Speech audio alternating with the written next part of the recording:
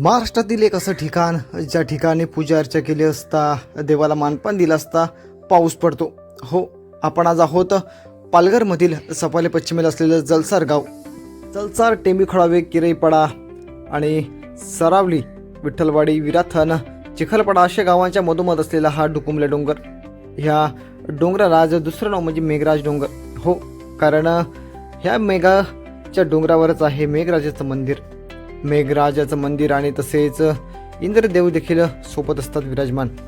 ह्या उंच कपाडी डोंगरावर ते आपण पाहत आहात कशा तऱ्हेने स्थित आहे हे मंदिर. ह्या मंदिरात पूजा अर्चा केली असता पाऊस पडतो. खरोखर पाऊस पडतो का हीच शंका होती ब्रिटिशांच्या काळात देखील. त्या काळात शंका आली मनात, भोंदूगिरी करतायत की काय असं वाटलं गावकरी. आणि ह्या गावकऱ्यांच्या विरोधात चालला पालघर कोर्टामध्ये खटला. हा खटला साधासुद्धा नसून ब्रिटिशांनी हुकूम सोडला की तात्काळ तुम्ही पाऊस पाडून दाखवा, नाही तर तुमच्यावर योग्य ती कारवाई केली जाईल. मग काय झाले? हो, भर उन्हाळ्यात भगत येथील जलसार गावातील प्रख्यात भगत आणि ह्या भक्तांची दिव्य शक्ती आणि भगवंतावर असलेली भक्ती ही सिद्ध करायची वेळ होती. भर उन्हाळ्यात पालघर कोर्टामध्ये तंत्रमंत्र विद्या सुरू झाली, पूजा अर्चा सुरू झाली आणि सुरू झाला जोरदार पाऊस. भर उन्हाळ्यात पडत असणारा पाऊस हा साधासुद्धा नव्हता. अनेक जणांना घाम फुटला, कारण हा पाऊस आता थांबवावा लागेल म्हणून त्या भक्तांना विनंती करण्यात आली. पाऊस थांबवण्यासाठी त्यांचे हातपाय पकडले. हो, तेव्हा कुठे पुन्हा होम करण्यात आला, देवाची पूजा अर्चा करण्यात आली आणि पडणारा पाऊस थांबवण्यात आला. आजही त्या भक्तांच्या वारसदारांनी ही प्रथा अशी चालू ठेवलेली आहे.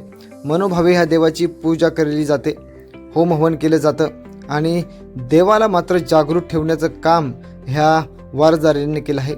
आजही आपण पाहत आहात की हे तुम्ही समोर पाहत असलेले एक जलकुंड आहे. पवित्र असं जलकुंड. ह्या जलकुंडाचा आधी पूजा केली जाते, मानपान पुरवला जातो. ह्या पवित्र जलाचं पाणी भगवंतासमोर अर्पण केले जातं, भगवंताचे अभिषेक केले जातात. ह्या जलकुंडाचं पाणी इतकंच पवित्र आहे जितकं गंगेचं पाणी. अशी कथा आहे की ह्या जलकुंडातून सोडलेलं नारळ थेट जाऊन पोचतो अर्नाळा किल्ल्यामध्ये. अर्नाळा किल्ला इथून बऱ्याच लांबचं अंतर आहे, मध्ये खाडी आहे, समुद्र आहे आणि ह्या खाडी समुद्राला पार करून तो नारळ कसा पोचत असेल ही देखील कुतूहलाची गोष्ट आहे. आज आपण सुशिक्षित आहोत, विज्ञानाला मांडतो, परंतु आजही अशा काही गोष्टी आहेत ज्या आपल्याला चकित करून सोडतात. हो, फक्त आणि फक्त अंधश्रद्धा नाही तर श्रद्धा जोडली आणि त्या तऱ्हेने मनोभावे जर आपण पूजा अर्चा केली तर खरोखर देवाचं अस्तित्व आपण समजू शकतो. उंच कपाडी ह्या डोंगरावर चढणं खूपच मुश्किल आहे. खाली भक्तांना देखील चकित वाटतं. भल्या भल्यांचे पाय थरथरू लागतात असं हे ठिकाण आहे. कित्येक शतकांचा हा इतिहास आहे. कित्येक भक्तांनी इथे पूजा अर्चा केली आहे. असं सांगण्यात येतं की ह्या मंदिराची आधी एक कमिटी होती. कमिटीत लांब लांबवरून गावच्या लोकांची एक कमिटी बसवण्यात आली होती. सर्व गावकरी इथे येऊन अनेक निर्णय घेतले जात, कारण हे एक मोठं देवस्थान होतं. दिवस रात्र इथे पूजा अर्चा केली जायची. मूळ मंदिर हे नाही आहे. आधीच तुम्हाला मी थोडंसं सूचना देईन, कारण ही पायथ्याशी असलेलं जलकुंड आहे. मंदिराचा भाग अजून वरती आहे, परंतु तिथपर्यंत पोहोचण्याआधी अनेक अशा काही विधी केल्या जातात की त्या महत्त्वाच्या आहेत.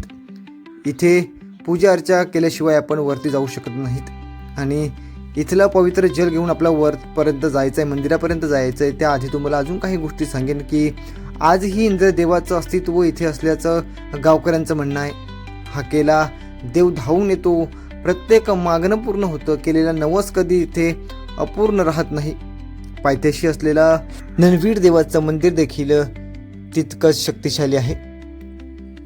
जागृत देवस्थान इथे गावकऱ्यांनी अजूनपर्यंत जतन करून ठेवले आहेत.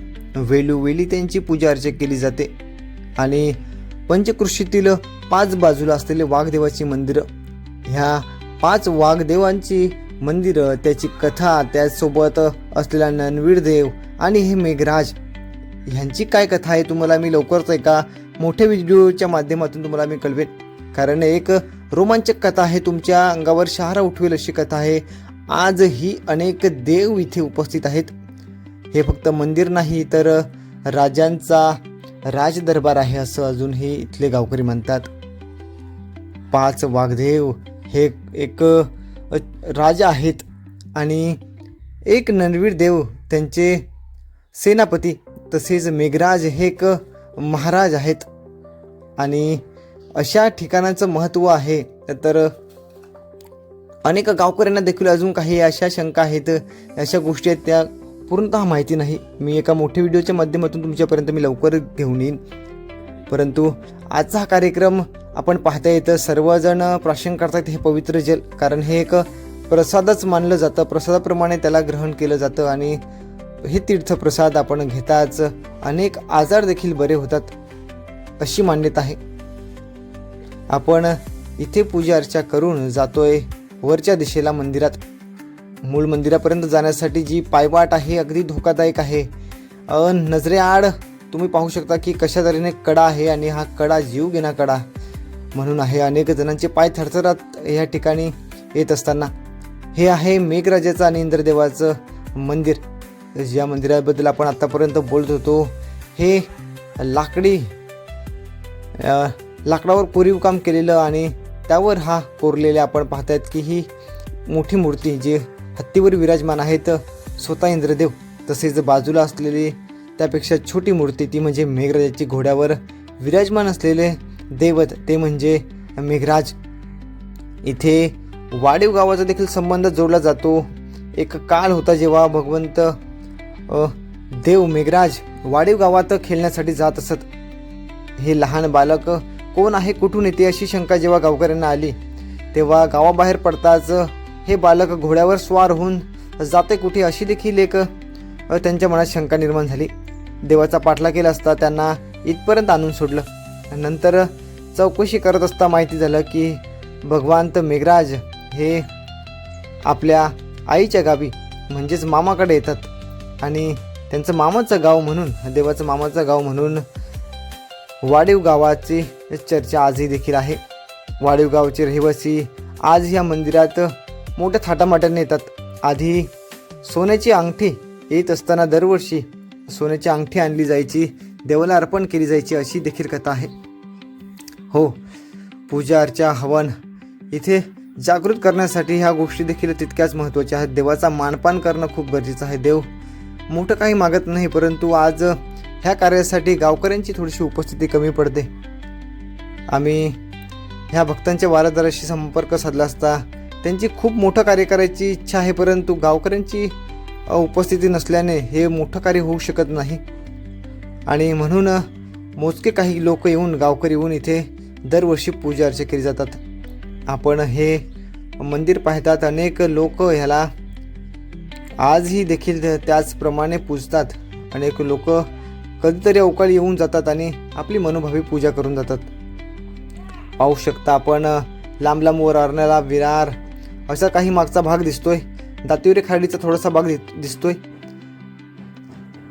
डोंगरावर झेंडारोहण करून ही एक देखील एक पूजेचा विधीचा एक भाग आहे. आपण पाहू शकता की मेघराजाला टोपी आणि वस्त्र अर्पण केल्यात. आणि कशी पूजा असेल, डोंगराच्या इतक्या वर इंद्रदेवाचा देखील त्याच तऱ्हेने मानपान केला जातोय. दिवाबत्ती आणि होम हवनाचे काही ही फक्त देवाची पूजा आहे. आपण पूजा थोड्याच साध्या पद्धतीने करतोय, परंतु होम जेव्हा असतो तेव्हा हे सर्व पाहण्यासारखं असतं. इथल्या थाटमाट आणि वाजंत्री, होम हवन, जेवण सर्व इथे गजबजलेला भाग असतो. जागा अपुरी आहे, परंतु देव कोणत्याच गोष्टीची कमतरता भासू देत नाही. आणि जुनं दगडांचं बांधलेलं मंदिर हे त्या काळी कसं बांधलं असेल ही देखील एक मोठी कुतूहलाची गोष्ट आहे. आज चढणं मुश्किल होत आहे ह्या युगात देखील. आपण 2026 मध्ये वावरतोय, परंतु आज जरी गावकऱ्यांनी ठरवलं तरी देखील ह्या मंदिरात डागडुजी जरी करण्याचं ठरवलं तरी देखील कठीण आहे. परंतु त्या काळी जेव्हा योग्य सुविधा नव्हत्या, योग्य साधनं नव्हती, त्या काळी कसं मंदिर बांधलं असेल.